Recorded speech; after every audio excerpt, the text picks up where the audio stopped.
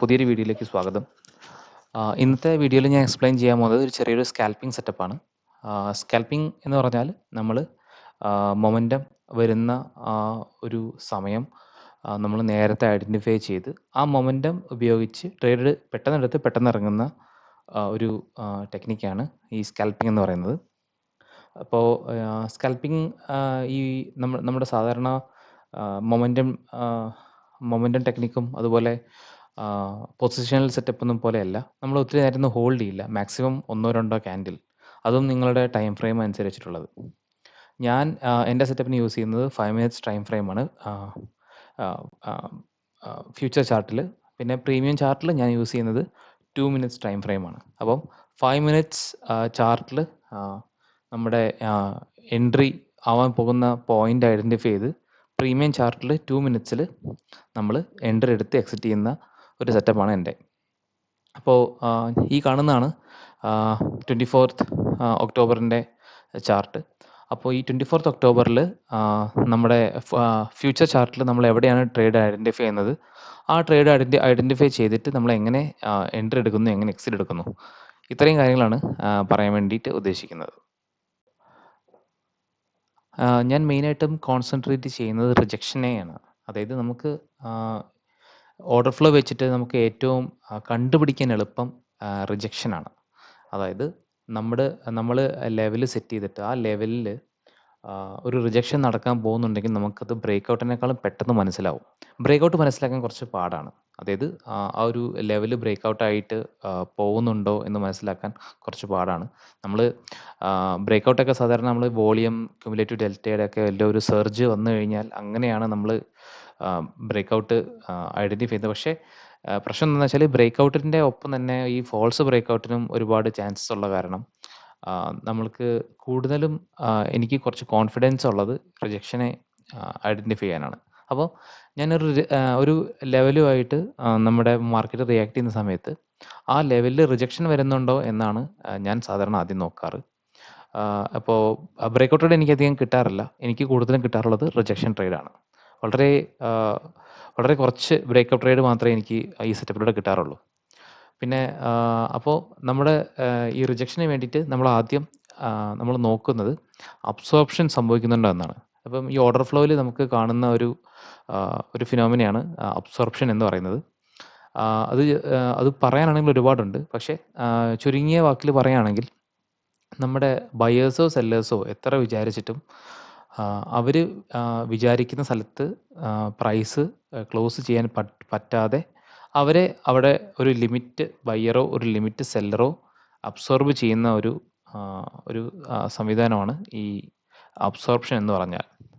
പിന്നെ നമ്മൾ മനസ്സിലാക്കേണ്ട വേറൊരു കാര്യം എന്താണെന്ന് വെച്ചാൽ നമ്മളെ ഈ ഓർഡർ ഫ്ലോയിൽ അല്ലെങ്കിൽ നമ്മുടെ NSEയിൽ ഒരു ലിമിറ്റ് സെല്ലറിന് ഒരു മാർക്കറ്റ് ഓർഡർ മാത്രമേ വാങ്ങാൻ പറ്റുള്ളൂ. അതുപോലെ ഒരു മാർക്കറ്റ് ബൈ ഓർഡർ വന്നു കഴിഞ്ഞാൽ ആ മാർക്കറ്റ് ബൈ ഓർഡർ റിയാക്ട് ചെയ്യുന്നത് ഒരു ലിമിറ്റ് സെല്ലർ ആയിട്ടായിരിക്കും. അപ്പോൾ ഒരു മാർക്കറ്റ് ബൈ ഓർഡറും ഒരു മാർക്കറ്റ് സെൽ ഓർഡറും തമ്മിൽ ഒരിക്കലും മാച്ചിങ് നടക്കില്ല. അതുപോലെ ഒരു ലിമിറ്റ് സെല്ലറിന് ഒരു ലിമിറ്റ് ബയറുമായിട്ടും ട്രേഡ് ചെയ്യാൻ പറ്റില്ല. അപ്പോൾ ഈ ട്രേഡിങ് നടക്കുന്നത് ഒരു മാർക്കറ്റ് ബയറും ഒരു ലിമിറ്റ് സെല്ലറുമാണ്. അതല്ലെങ്കിൽ ഒരു മാർക്കറ്റ് സെല്ലറും ഒരു ലിമിറ്റ് ബയറും തമ്മിലാണ്. അപ്പോൾ ഇതാണ് നമുക്ക് ആദ്യം അറിഞ്ഞിരിക്കേണ്ട ബേസിക് കൺസെപ്റ്റ്. അപ്പോൾ ഈ കൺസെപ്റ്റ് വെച്ചിട്ട് പറയുകയാണെങ്കിൽ ഒരു പെർട്ടിക്കുലർ പോയിന്റിൽ നമ്മളൊരു എക്സാമ്പിൾ പറയുകയാണെങ്കിൽ ഒരു പെർട്ടിക്കുലർ പോയിന്റിൽ ഒരുപാട് മാർക്കറ്റ് ബയേഴ്സ് വന്നിട്ട് പ്രൈസിനെ മേളിൽ കൊണ്ടുപോകാൻ നോക്കി. പക്ഷേ അവരെത്ര വിചാരിച്ചിട്ടും പ്രൈസ് മേളിൽ പോകുന്നില്ല. ഒരു ലിമിറ്റ് സെല്ലർ ആ ലെവലിൻ്റെ അവിടെ വന്നിട്ട് ഈ മാർക്കറ്റ് ബൈ ഓർഡേഴ്സ് മൊത്തം വാങ്ങിച്ചുകൊണ്ടിരിക്കുകയാണ്. അപ്പോൾ ഈ പഞ്ച് ചെയ്യുന്ന ഓർഡർ എല്ലാം ഈ ലിമിറ്റ് സെല്ലറിൻ്റെ ഇതിലോട്ടാണ് പോകുന്നത്. അപ്പോൾ അങ്ങനെ ആകുമ്പോൾ പ്രൈസ് അവർ വിചാരിച്ചെടുത്ത് ക്ലോസ് ചെയ്യില്ല. അപ്പോൾ അങ്ങനെ വരുന്ന സമയത്ത് ഇത് ഒരു അഗ്രസീവ് സെല്ലേഴ്സ് മനസ്സിലാക്കി കഴിഞ്ഞാൽ പിന്നൊരു ഫോളോ അപ്പ് ഉണ്ടാവുകയും അങ്ങനെ മാർക്കറ്റ് അടിയിൽ പോവുകയും ചെയ്യും. അപ്പോൾ ഇതാണ് ഈ അബ്സോർപ്ഷൻ്റെ ഒരു ബേസ് എന്ന് പറഞ്ഞാൽ. അപ്പോൾ നമ്മളിവിടെ അബ്സോർപ്ഷനാണ് കണ്ടുപിടിക്കുന്നത്. അപ്പോൾ അബ്സോർപ്ഷൻ കണ്ടുപിടിക്കാൻ നമുക്ക് ഒരുപാട് കാര്യങ്ങളുണ്ട്. അപ്പോൾ ഞാൻ ഇതിൽ നോക്കുന്നതെന്ന് വെച്ചാൽ ഈ നമ്മുടെ ക്രൂഷ്യൽ ഏരിയയിൽ തട്ടുമ്പോൾ അവിടെ ഒരു ക്യാൻഡിൽ റിജക്ഷൻ വരികയും അവിടെ നമ്മുടെ കോട്ടച്ച് കോട്ടയിലെ വാല്യൂസ് കമ്പയർ ചെയ്തിട്ടും പിന്നെ അതുപോലെ നമ്മുടെ വിക്കിൻ്റെ ഉള്ളിൽ നടക്കുന്ന ഫുട് പ്രിൻറ്റിൽ നടക്കുന്ന ഡേറ്റ അനലൈസ് ചെയ്തിട്ടുമാണ് ഞാൻ അബ്സോർപ്ഷൻ ഞാൻ ഐഡൻറ്റിഫൈ ചെയ്യുന്നത്. അപ്പോൾ അബ്സോർപ്ഷൻ ഐഡൻറ്റിഫൈ ചെയ്യുന്ന വീഡിയോ ഒരുപാട് ഡീപ്പാണ്. അപ്പോൾ അതിനെപ്പറ്റിയൊരു വീഡിയോ വേറെ തന്നെ ചെയ്യേണ്ടി വരും. ഇപ്പം ഇവിടെ ഇപ്പോൾ ഞാനിപ്പോൾ പെട്ടെന്ന് പറയുകയാണെങ്കിൽ ഇവിടെ നമ്മുടെ ഫസ്റ്റ് ഓപ്പണിംഗ് ക്യാൻഡിലിൽ ഈ കാണുന്ന ഏരിയ എന്ന് പറഞ്ഞാൽ ഒരു സ്റ്റാക്ക്ഡ് ഇംബാലൻസ് ഏരിയയാണ്. ഈ സ്റ്റാക്ക്ഡ് ഇംബാലൻസ് ഏരിയനായിട്ട് ഈ അടിയിൽ നിന്ന് സപ്പോർട്ട് എടുത്ത് വന്ന ഈ പ്രൈസ് റിയാക്ട് ചെയ്തപ്പോൾ ഇവിടെ ഒരു വിക്ക് ഫോം ചെയ്തു. പിന്നെ അതിൻ്റെ ഫോളോ അപ്പ് ക്യാൻഡിലിൽ ആ വിക്കിൻ്റെ മേളിൽ ഒരു ഹ്യൂജ് സെല്ലിംഗ് പ്രഷർ വന്നു. പിന്നെ അത് മാത്രമല്ല കുറേ ബയേഴ്സിനെ അവിടെ ട്രാപ്പിൽ ചെയ്തിട്ടുമുണ്ട്. കാര്യം ഇവിടെ നോക്കിയാൽ അറിയാം ഈ 3.6K ബയേഴ്സ് വിചാരിച്ചിട്ട് ഈ പ്രൈസ് ഇവിടെ ക്ലോസ് ചെയ്യാൻ സാധിച്ചില്ല. അതുപോലെ തന്നെയാണ് ഇവിടെയും കുറച്ച് ബയേഴ്സ് ട്രാപ്പിലാണ്. അപ്പോൾ ഈ ഭാഗത്ത് ഒരു അബ്സോർപ്ഷൻ സംഭവിച്ചിട്ടുണ്ട്. അതായത് ഈ ഭാഗത്ത് എവിടെയോ ലിമിറ്റ് സെല്ലേഴ്സിൻ്റെ പ്രസൻസ് ഉണ്ട്. അവർ വന്നിട്ട് പ്രൈസ് മേളിൽ കൊണ്ടുപോകാൻ സാധിച്ചില്ല. അപ്പോൾ ഇവിടെ എന്തെങ്കിലും നടക്കുന്നുണ്ടോ എന്ന് അറിയാൻ വേണ്ടിയിട്ടാണ് ഞാൻ ആദ്യം ശ്രമിച്ചത്.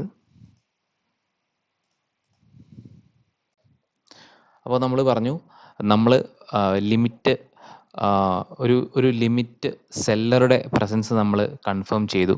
എന്നിട്ട് അവിടെ ഉള്ള അബ്സോർപ്ഷനെ ബേസ് ചെയ്തിട്ടാണ് നമ്മൾ റിജക്ഷൻ പ്ലാൻ ചെയ്യുന്നതെന്ന് പറഞ്ഞു. അപ്പോൾ നേരത്തെ ഡിസ്കസ് ചെയ്ത പോലെ ഈ ഭാഗത്തുള്ള ഒരു ലിമിറ്റ് സെല്ലറിൻ്റെ പ്രസൻസ് നമ്മൾ ഐഡൻറ്റിഫൈ ചെയ്തു. അങ്ങനെ നമ്മൾ നമ്മുടെ പ്രീമിയത്തിലോട്ട് പോവുകയാണ്. നമുക്ക് എവിടെയാണ് നമുക്കൊരു എൻട്രി കിട്ടുന്നതെന്ന് നോക്കാൻ വേണ്ടി.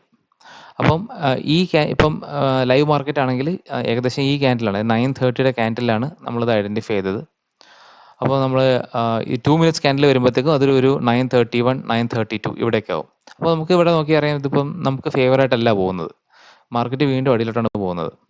അപ്പോൾ നമ്മൾ തിരിച്ച് നമ്മുടെ ഫുഡ് ചാർട്ടിലോട്ട് വരിക. അപ്പോൾ നമുക്കിവിടെ അറിയാൻ പറ്റും അത് ഇവിടെ നമ്മുടെ ലിമിറ്റ് സെല്ലറിൻ്റെ ഓർഡർ ഒരു ക്യാൻഡിൽ വന്നിട്ട് ഇതാക്കിയിട്ടുണ്ട്. പക്ഷേ ഇവിടുന്ന് ഇത്രയും പ്രഷർ ഉണ്ടായിട്ടും ഈ മേളിലത്തെ അതായത് മാർക്കറ്റ് മേളിൽ പോകുമ്പോൾ ബയേഴ്സ് അധികം ഇൻട്രസ്റ്റഡ് അല്ല മേടിക്കാൻ വേണ്ടി. അപ്പോൾ ഇവിടെ നമുക്കൊരു ചാൻസ് ഉണ്ട് നമുക്കൊരു റിവേഴ്സൽ ട്രേഡിന്. പിന്നെ നമ്മളുടെ സ്ട്രോങ് ആയിട്ടുള്ള ഒരു റെസിസ്റ്റൻസ് നമ്മളിവിടെ വരച്ചിട്ടുണ്ട്. അപ്പോൾ നമ്മൾ ഇവിടെ നിന്ന് ഇപ്പം ട്രേഡ് എടുത്തു കഴിഞ്ഞാലും നമുക്ക് ഒരു സ്ട്രോങ് ആയിട്ടുള്ള ഒരു റെസിസ്റ്റൻസ് മേലുള്ള കാരണം നമുക്ക് ചെറിയൊരു ധൈര്യമുണ്ട്. അതായത് നമുക്ക് സ്റ്റോപ്പ് ലോസ് വെക്കാൻ വേണ്ടി നമുക്ക് വേണമെങ്കിൽ സ്റ്റോപ്പ് ലോസ് ചെയ്ത് ഇവിടെ വെക്കാം. നമ്മുടെ ഈ ഫുഡ് ചാർട്ട് ഇവിടെ മേളിൽ പോയി കഴിഞ്ഞാലാണ് എൻ്റെ സ്റ്റോപ്പ് ലോസ് എന്നുള്ളത്. പിന്നെ ഈ സ്റ്റോപ്പ് ലോസ് എന്ന് പറയുന്നത് സബ്ജക്റ്റീവാണ്. കാര്യം നമ്മൾ എടുക്കുന്ന സ്ട്രൈക്ക് പ്രൈസ് നമുക്ക് എത്രത്തോളം റിസ്ക് റിവാർഡ് റേഷ്യോ നമുക്ക് അഫോർഡ് ചെയ്യാൻ പറ്റും, ഇതെല്ലാം ഒരു ഘടകമാണ്. ഇപ്പം ഇവിടെ എന്തെങ്കിലും കാരണങ്ങൾ കൊണ്ട് മാർക്കറ്റ് കൂടുതൽ നേരം നിന്ന് പ്രീമിയം ഡീക്കേ ആയി പോയി കഴിഞ്ഞാലും നമ്മുടെ ബയാസ് കറക്റ്റായി പോയി കഴിഞ്ഞാലും നമുക്ക് ലോസ് സംഭവിക്കും. അപ്പോൾ നിങ്ങൾക്ക് എത്രത്തോളം റിസ്ക് എടുക്കാൻ പറ്റും, നിങ്ങൾക്ക് എത്രത്തോളം റിസ്ക് റിവാർഡ് നിങ്ങൾക്ക് ചെയ്യാൻ പറ്റും, അതിനുള്ള സ്ട്രൈക്ക് പ്രൈസ് നിങ്ങൾ തന്നെ സെലക്ട് ചെയ്യുക. ഇതെല്ലാം സബ്ജക്റ്റീവ് കാര്യങ്ങളാണ്. അപ്പോൾ ഞാൻ എൻ്റെ സെറ്റപ്പിലോട്ട് പറയുകയാണെങ്കിൽ ഇവിടെ നിന്നാണ് ഞാൻ എൻ്റെ ഒരു ട്രേഡ് ഞാൻ ഉറപ്പിച്ചത്. ഇവിടെ എനിക്ക് കണ്ടീഷൻ ഫേവർ അല്ലാത്ത കാരണം ഞാൻ കുറച്ചും കൂടെ വെയിറ്റ് ചെയ്തു. അപ്പോൾ ഈ ക്യാൻഡിലിൽ എനിക്ക് കുറച്ചും കൂടെ അടുത്ത് ഈ റെസിസ്റ്റൻ്റ് അടുത്ത് ഒരു എൻട്രി കിട്ടി. അപ്പോൾ ഇവിടെ അതായത് ഈ 9:35 ഫുഡ് ചാർട്ടിൽ 9:35 എന്ന് പറയുന്നത് ഒരു 9:37, 39 ഒക്കെ ആയിരിക്കും നമ്മുടെ സ്ട്രൈക്ക് പ്രൈസ് വരുമ്പം. അങ്ങനെ ഈ ഭാഗത്തായിട്ട് ഞാൻ ഒരു എൻട്രി നോക്കുകയാണ്. അപ്പോൾ ഈ എൻട്രി നോക്കുമ്പോൾ എനിക്കുള്ള വേറെ ഒരു മെത്തേഡ് എന്താണെന്ന് വെച്ചാൽ ഈ നമ്മുടെ എൻട്രി പോയിന്റ് നമുക്ക് ഒരു ഫെയർ പ്രൈസിൽ നമുക്ക് ഈ പ്രീമിയം കിട്ടിക്കഴിഞ്ഞാൽ നമ്മുടെ റിസ്ക് റിവാർഡിന് ഒരുപാട് ഉപകാരപ്പെടും. അപ്പോൾ നമ്മൾ എന്ത് ചെയ്യാന്ന് വെച്ചാൽ മാർക്കറ്റ് ഡെവലപ്പ് ചെയ്യുന്ന അവിടെ വരെയുള്ള ഒരു വോളിയം പ്രൊഫൈൽ എടുത്ത് വരയ്ക്കാം. അപ്പോൾ ഈ വോളിയം പ്രൊഫൈൽ എടുക്കുമ്പോൾ നമുക്കൊരു ഏകദേശം ഐഡിയ കിട്ടും. കാര്യം നമ്മളിപ്പോൾ എവിടെയാണ് നിൽക്കുന്നതെന്ന്. അപ്പോൾ നമുക്കിപ്പം മനസ്സിലാവുമെന്ന് വെച്ചാൽ നമ്മളിപ്പം ഈ മാർക്കറ്റ് ഇപ്പം നിൽക്കുന്നത് ഒരു വാല്യൂ ഏരിയ ലോയിലാണെന്ന് നമുക്ക് മനസ്സിലാവും. അപ്പോൾ ഈ വാല്യൂ ഏരിയ ലോയിൽ നമ്മൾ എൻട്രി എടുത്താലും നമുക്ക് അറ്റ്ലീസ്റ്റ് നമുക്ക് ഒരു വ്യൂആപ്പ് വരെയെങ്കിലും നമുക്ക് ചെറിയൊരു ഇത് കിട്ടും. അപ്പോൾ ഇവിടുന്ന് നമ്മൾ ആലോചിക്കണം നമുക്ക് മേളിട്ട് പോകുമ്പോൾ നമ്മുടെ റെസിസ്റ്റൻസ് ലെവൽ എന്തൊക്കെയാണ്. അതായത് നമുക്കിപ്പോൾ ഇവിടെ ട്രേഡ് എടുത്തു കഴിഞ്ഞാൽ 82, നമ്മളിപ്പോൾ 82 ട്രേഡ് നമുക്ക് മാക്സിമം കിട്ടാവുന്ന ഫസ്റ്റ് ടാർഗറ്റ് എന്ന് പറയുന്നത് 86 ആണ്. കാരണം അവിടെ വി വാപ്പിൻ്റെ ഒരു റെസിസ്റ്റൻസ് ഉണ്ട്. Most of the cases we വാപ്പിൻ്റെ അവിടെ നിന്ന് തട്ടി പ്രൈസ് താഴോട്ട് റിജക്റ്റ് ആവും. അപ്പോൾ നമ്മൾ ആലോചിക്കണം, നമ്മൾക്കിപ്പോൾ ഇവിടുന്ന് ട്രേഡ് എടുത്താലും നമുക്ക് മാക്സിമം കിട്ടാൻ പോകുന്ന പ്രോഫിറ്റ് 5 പോയിന്റ് ആണെന്ന് നമുക്ക് ആദ്യം തന്നെ മനസ്സിലാക്കണം. ഈ 5 പോയിന്റിന് നമ്മൾ എടുക്കാൻ പോകുന്ന റിസ്ക് 74. അതായത് നമ്മളിപ്പോൾ ഇവിടുന്ന് എൻട്രി എടുത്തു കഴിഞ്ഞാൽ 83 എൻട്രി എടുത്തു കഴിഞ്ഞാൽ നമ്മൾ 74 10 പോയിന്റിൻ്റെ റിസ്ക് ഉണ്ട് അതിന്. അപ്പോൾ ഈ റിസ്ക് റിവാർഡിന് നമ്മൾ തയ്യാറാണോ എന്ന് നോക്കണം. അപ്പോൾ എന്നെ സംബന്ധിച്ചിടത്തോളം ഞാൻ ഈ ട്രേഡ് എടുക്കില്ല. എന്താണെന്ന് കാരണം എന്ന് വെച്ചാൽ എനിക്കിവിടെ കിട്ടാൻ പോകുന്ന പ്രോഫിറ്റ് എന്ന് പറഞ്ഞാൽ 5 പോയിന്റ് ആണ്. എനിക്ക് വരുന്ന റിസ്ക് എന്ന് പറഞ്ഞാൽ എനിക്ക് മാക്സിമം ഇപ്പം നമ്മളിപ്പോൾ ഈ ക്യാൻഡലിൻ്റെ അടിയിൽ സ്റ്റോപ്പ് ലോസ് വെച്ചാൽ പോലും 10 പോയിന്റോളം എനിക്ക് നഷ്ടം സംഭവിക്കും. അപ്പോൾ ഈ ട്രേഡ് ഒരു negative risk to reward ratio trade ആയ കാരണം നമ്മൾ ഈ ട്രേഡ് ഒഴിവാക്കും.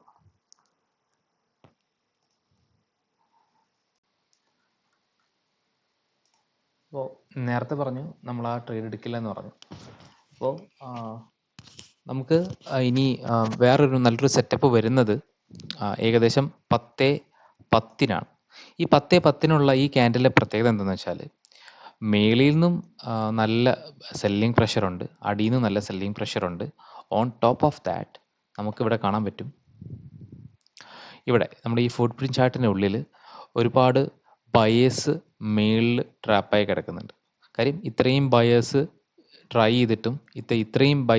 ചെയ്തിട്ടും ഇവിടെ ഒന്നും അവർക്ക് ക്ലോസിങ് കിട്ടിയില്ല. അവർക്ക് ക്ലോസിങ് കിട്ടിയത് താഴെയാണ്. അപ്പോൾ ഈ ക്യാൻഡിൽ ഒരു നല്ലൊരു പെർഫെക്റ്റ് എൻട്രിയാണ് നമുക്ക് അടിയിലോട്ട്. ഓൺ ടോപ്പ് ഓഫ് ദാറ്റ് ഇത് നമ്മുടെ അന്നത്തെ വി വാപ്പിനെയും ബ്രേക്ക് ഔട്ട് ചെയ്തിട്ട് അടിയിലോട്ട് വന്നിട്ടുണ്ട്. അപ്പോൾ നമുക്ക് പറ്റുന്നൊരു നല്ല ഒരു എൻട്രി പോയിന്റ് ആണിത്. കാര്യം അഗ്രസീവ് സെല്ലേഴ്സ് നന്നായിട്ട് ആക്ട് ചെയ്തിട്ടുണ്ട്, പിന്നെ ഒരുപാട് അബ്സോർപ്ഷനും ഇതിനുള്ളിൽ സംഭവിച്ചിട്ടുണ്ട്. അപ്പോൾ എല്ലാം കൊണ്ടും നമുക്ക് ഭയങ്കര ഫേവർ ആയിട്ടുള്ള ഒരു സമയമാണിത്. അതായത് നമ്മുടെ ഫുട് പ്രിന്റ് ചാർട്ടിൽ 10:10.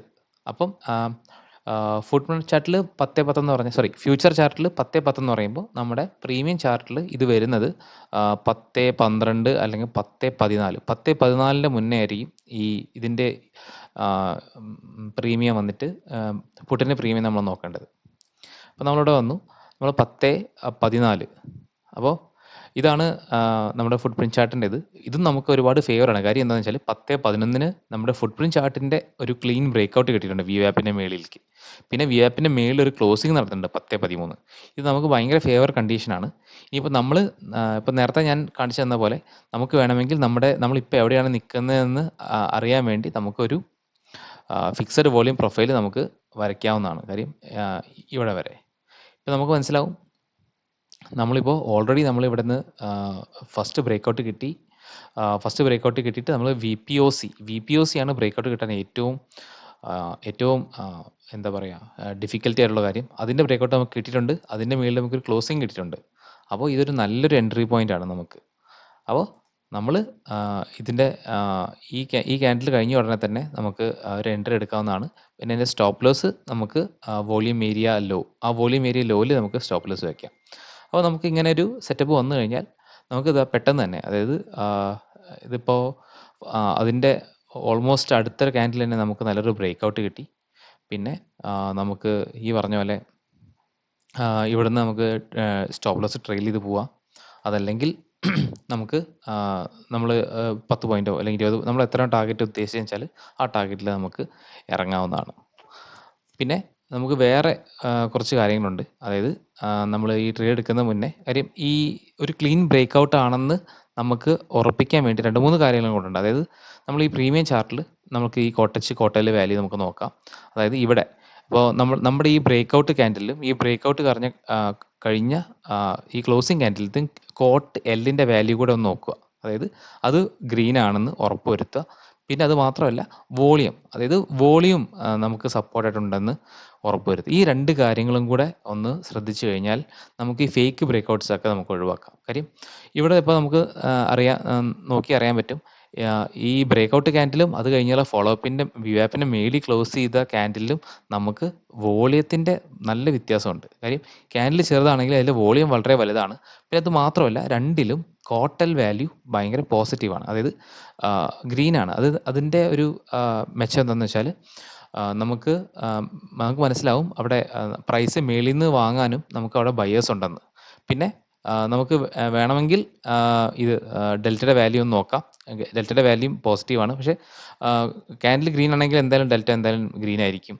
ഇനിയിപ്പോൾ അതല്ല ഡെൽറ്റ റെഡ് ആയി കഴിഞ്ഞാലും അതിൻ്റെ നമ്മൾ ഈ ക്യാൻഡലിൻ്റെ താഴെ ക്ലോസിങ് അല്ലെങ്കിൽ നമുക്ക് വലിയ പ്രശ്നമില്ല. കാര്യം ഈ ക്ലോസിങ് ഇപ്പോൾ വി ആപ്പിൻ്റെ മേളിൽ വന്ന് റിജക്ഷൻ ആയി കഴിഞ്ഞാൽ നമുക്ക് പ്രശ്നമില്ല. കാര്യം വി ആപ്പ് നമുക്കൊരു സ്ട്രോങ് സപ്പോർട്ടാണ്. നമ്മൾ ഒരു തവണ നമുക്ക് വി ആപ്പ് ബ്രേക്കൗട്ട് ആയിട്ട് കിട്ടിക്കഴിഞ്ഞാൽ വി ആപ്പ് നമുക്കൊരു സ്ട്രോങ് സപ്പോർട്ടാണ്. സോ അതിന് ശേഷമുള്ളതൊന്നും അത്ര കാര്യമായിട്ട് എടുക്കണ്ട.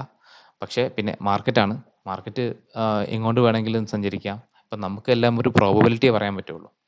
അപ്പോൾ നമുക്ക് കിട്ടുന്ന മൊമെൻറ്റം നമ്മൾ നേരത്തെ മനസ്സിലാക്കി നമ്മൾ ട്രേഡ് എടുക്കുക. നമ്മുടെ ടാർഗറ്റ് അച്ചീവ് ചെയ്ത് കഴിഞ്ഞാൽ ഇറങ്ങുക. ഇനി അതല്ല നിങ്ങൾക്ക് ടാർഗറ്റ് ട്രെയിൽ ചെയ്യുന്നുണ്ടെങ്കിൽ നിങ്ങൾക്ക് ക്യാൻഡലിൻ്റെ വിക്കും മറ്റു കാര്യങ്ങളൊക്കെ നോക്കിയിട്ട് ടാർഗറ്റ് ട്രെയിൽ ചെയ്യുക. എൻ്റെ ഒരു സ്റ്റൈൽ എന്താണെന്ന് വെച്ചാൽ നമ്മൾ ഈ സൈഡ് വേസ് മാർക്കറ്റ് ആണെങ്കിൽ നമുക്ക് വളരെ കുറച്ച് ചെറിയ ടാർഗറ്റേ കിട്ടുള്ളൂ. ചിലപ്പോൾ നമ്മൾക്ക് 10 പോയിന്റ് 20 പോയിന്റ് ഒന്നും കിട്ടിയെന്ന് വരില്ല. അപ്പോൾ നമുക്ക് ആകെ കിട്ടുന്ന 4 5 അല്ലെങ്കിൽ 5 6 പോയിന്റാണ്. അപ്പോൾ അത് റിസ്ക് ഇല്ലാത്തൊരു സ്ഥലത്താണെങ്കിൽ ഞാൻ മാക്സിമം ട്രെയിൽ ചെയ്തിട്ട് മാക്സിമം പിടിക്കാൻ നോക്കാറുണ്ട്. ഇനി അതല്ല ഒരു വൺ ഡയറക്ഷണൽ മാർക്കറ്റ് ആണെങ്കിൽ നമുക്ക് ഒരു നമ്മുടെ ഈ വോളിയം പ്രൊഫൈൽ വെച്ച് ഒരു ലോ വോളിയം നോഡിൽ നിന്ന് ഒരു ഹൈ വോളിയം വരെ നല്ലൊരു ട്രേഡ് കിട്ടുകയാണെങ്കിൽ അത്രയും വലിയ ടാർഗറ്റ് നമുക്ക് കിട്ടുന്നതാണ്. അപ്പോൾ ഞാൻ നന്നായിട്ട് എക്സ്പ്ലെയിൻ ചെയ്തു എന്ന് വിചാരിക്കുന്നു. എന്തെങ്കിലും ഡൗട്ട് ഉണ്ടെങ്കിൽ ഡൗട്ട് ചോദിക്കാം. ഞാൻ എൻ്റെ ടെലഗ്രാമിൻ്റെ ID ഞാൻ അടിയിലിട്ട് കൊടുക്കാം. അപ്പം എന്തെങ്കിലും ഡൗട്ട് ഉണ്ടെങ്കിൽ എൻ്റെ ടെലഗ്രാമിൽ ചോദിച്ചാൽ മതി. ഇനിയിപ്പം നിങ്ങൾക്ക് അബ്സോർപ്ഷനെ പറ്റിയോ അതോ ഇനി വേറെ സെറ്റപ്പിൻ്റെ ഡീറ്റെയിൽ വീഡിയോ വേണമെങ്കിൽ എന്നോട് പറഞ്ഞാൽ മതി. ഞാൻ അത് വീഡിയോ ചെയ്യാം. കമൻ്റായിട്ട് പറഞ്ഞു കഴിഞ്ഞാലും സന്തോഷം. അപ്പോൾ നിങ്ങൾക്ക് ഹെൽപ്ഫുൾ ആയെന്ന് വിചാരിക്കുന്നു. മറ്റൊരു വീഡിയോ ആയിട്ട് വീണ്ടും വരാം.